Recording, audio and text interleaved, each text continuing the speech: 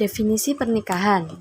Pernikahan memiliki kata dasar nikah yang memiliki arti ikatan atau akad perkawinan yang dilakukan sesuai dengan ketentuan hukum dan ajaran agama. Secara etimologi, nikah berasal dari bahasa Arab yang memiliki arti sama dengan kata ad-dommu dan al-jam'u yang berarti mengumpulkan. Definisi nikah secara terminologi adalah akad yang memuat diperbolehkannya hubungan badan dengan lafaz nikah atau tazwij. Definisi lain dari nikah adalah akad yang digunakan secara syarok dengan tujuan memberikan hak istimta' bernikmat-nikmat seorang laki-laki terhadap perempuan atau halalnya istimta' perempuan terhadap laki-laki secara sengaja berdasarkan cara yang diperkenankan secara syariat. Istilah perkawinan menurut Undang-Undang tentang Perkawinan Bab 1 Pasal 1 adalah ikatan lahir batin antara seorang pria dan seorang wanita sebagai suami istri dengan tujuan membentuk keluarga atau rumah tangga yang bahagia dan kekal berdasarkan ketuhanan yang Maha Esa. UU Nomor 1 Tahun 1974.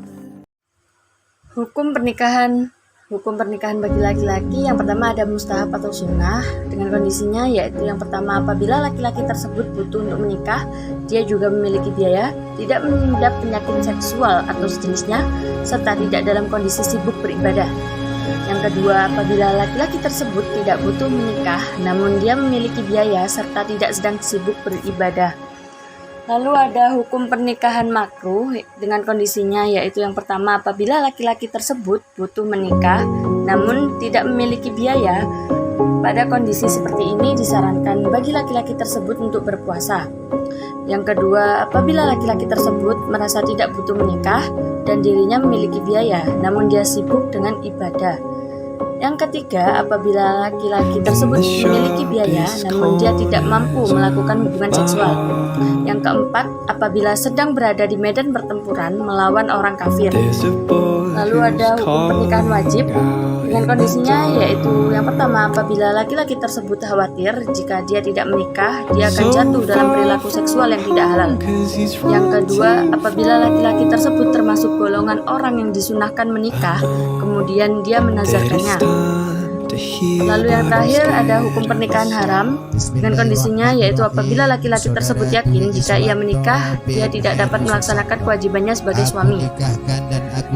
Lalu ada juga hukum pernikahan bagi perempuan. Yang pertama ada mustahab atau sunnah dengan kondisinya, yang pertama apabila perempuan tersebut butuh untuk menikah, yang kedua apabila perempuan tersebut merasa butuh untuk dinafkahi.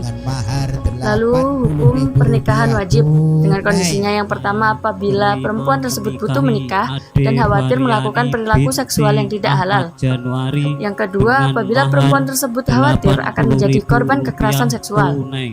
Lalu hukum pernikahan makruh dengan kondisinya apabila perempuan tersebut tidak butuh menikah. Yang terakhir, hukum pernikahan haram dengan kondisinya apabila perempuan tersebut yakin jika ia menikah dia tidak akan menunaikan hak suaminya.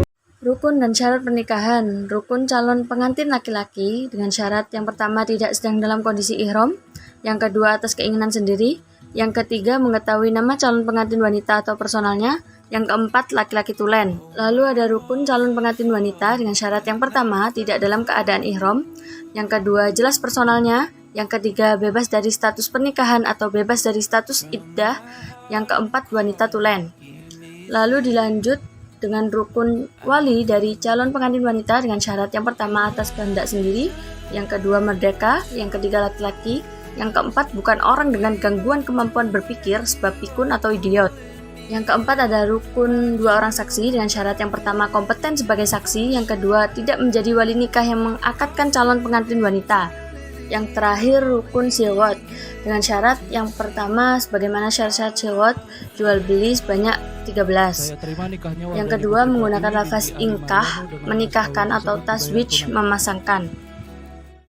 Prinsip dalam membangun rumah tangga harmonis. Prinsip suami dalam membangun rumah tangga harmonis yaitu yang pertama memberikan nafkah atas istri, memberikan istri pakaian dan menjaga hak-hak istri, serta membimbingnya melaksanakan tugas-tugas agama.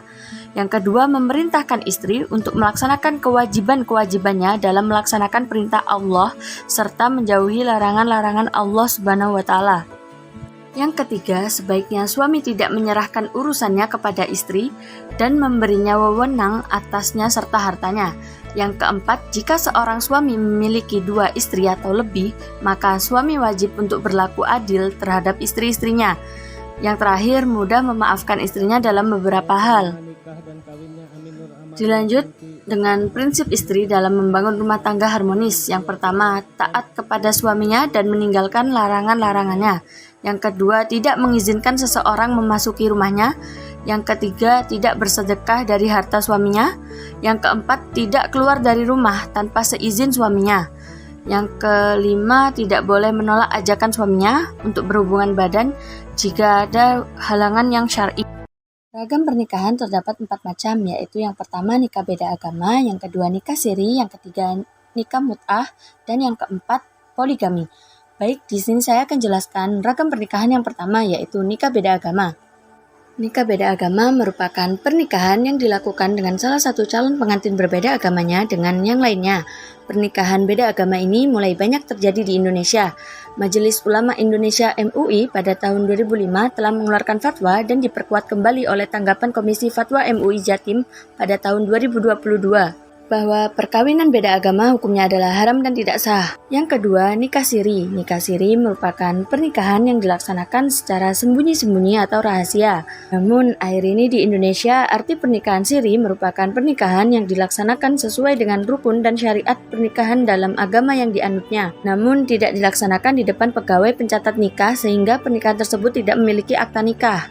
MUI telah mengeluarkan fatwa bahwa nikah siri hukumnya sah karena sudah terpenuhi rukun dan syarat nikah. Namun hukum nikah siri akan berubah menjadi haram jika terdapat madorot di dalamnya.